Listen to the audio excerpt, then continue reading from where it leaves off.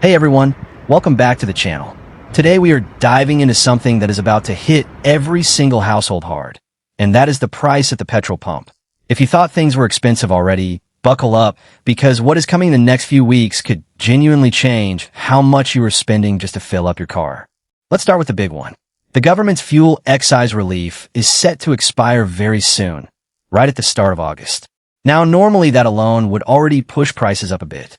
But this time is happening at possibly the worst moment imaginable, because it is colliding head-on with a massive spike in global oil prices.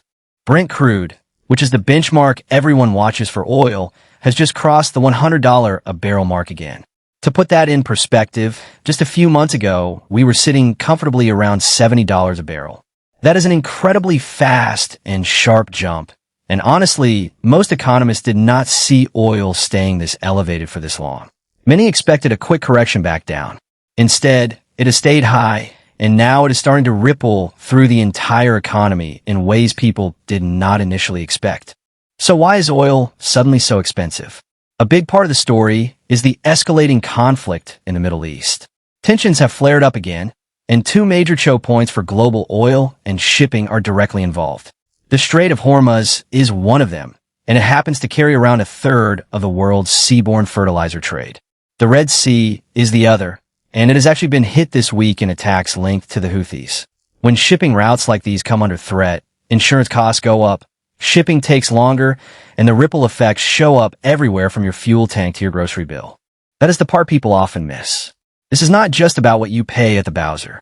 Oil is deeply woven into how food gets produced and transported. Think about fresh produce. Think about fertilizer.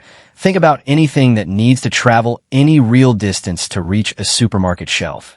When oil prices climb and stay high, those costs get passed along the entire supply chain until they land right back in your shopping trolley. And it does not stop there either. On top of the oil story, we are also seeing a fairly significant wage increase come through, sitting around 5%. That sounds like good news for workers, and in many ways it is, but it also adds another layer of cost pressure for businesses, especially in places like cafes. If you have grabbed a coffee recently and thought, wow, that got expensive, this is a big part of why. Rising input costs plus rising wage costs is a tough combination for small businesses trying to keep prices reasonable. Now let's bring in the trade side of things, because there is another major development that just landed. The United States has slapped a fresh tariff on Australian exports, and it is not small. It has jumped from what was a 10% interim measure up to 12.5%. This replaces the temporary arrangement that was in place while legal battles played out in the American court system. Here is the interesting twist, though. Australia might actually come out of this relatively better off compared to many other economies facing similar tariffs. Why? Because Australia does not export a huge volume of finished goods and services directly into the United States. Instead, Australia tends to export raw materials and resources, things like iron, ore, to major manufacturing hubs like China. China then takes those inputs and turns them into finished products. So while the tariff itself is real and it is not nothing, the direct exposure to the U.S. market is smaller than you might expect, which does provide a bit of cushion. Still, none of this happens in isolation. When you stack rising oil prices, a new tariff hit, and the end of fuel excise relief altogether in the same short window, it creates a real squeeze for everyday households already feeling the pinch. Naturally, the question everyone wants answered is, how bad could petrol prices actually get? In a worst-case scenario, some are pointing to figures as high as $150 a barrel. That is a genuinely alarming number, but most analysts do not think it is the most likely outcome. It would require the conflict situation to escalate significantly further, and while nobody can rule that out completely, it is not the base case scenario right now. What about fuel security here at home? The encouraging news is that current fuel stock levels are holding up reasonably well, sitting at around 46 days worth of supply. That gives some breathing room. However, there is a catch. Around 80 to 90% of the oil used domestically is actually imported. That means no matter how healthy local stockpiles look on paper, the country remains highly exposed to whatever happens with global oil prices. If more oil were produced domestically, there would be a level of insulation from these international shocks. But that is simply not the current setup, so global price swings get passed straight through.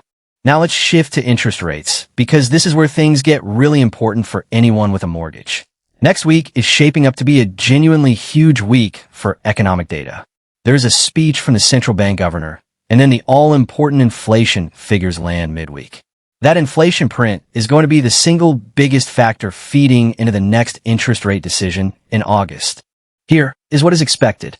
Headline inflation is likely to actually drop, moving down from around 4% to something closer to 3.8%.